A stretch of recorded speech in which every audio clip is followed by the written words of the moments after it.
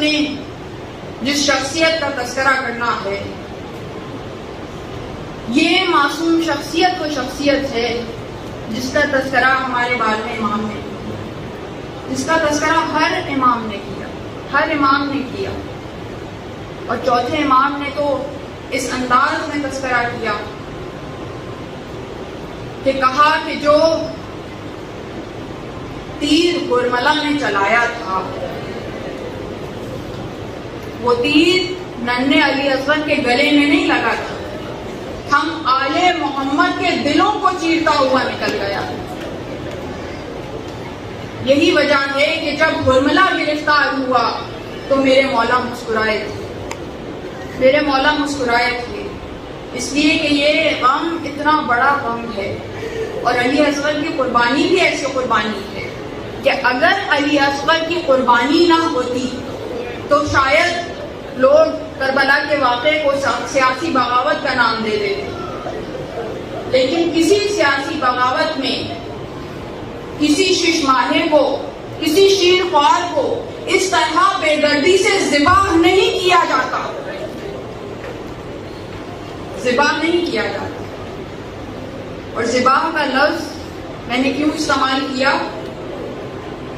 اس لیے کہ جو تیر علی اصغر کے ننھے گلے پر چلایا گیا تھا، 6 مہینے کا بچہ ہوتا ہی کتنا ہے، اور وہ 6 مہینے کا بچہ جو 3 دن کا پیاسا ہے، 3 دن کا بھوکا ہے، کتنا نحیف ہے، کتنا معصوم ہے، کتنا کمزور ہے، اتنا کمزور، اتنا معصوم، اتنا نحیف ہے، اتنا نازک ہے کہ جب مولا اشقیاء کے سامنے علی اصغر کو لے کر جا رہے تھے تو اپنی ابا کا دامن اوپر ڈال دیا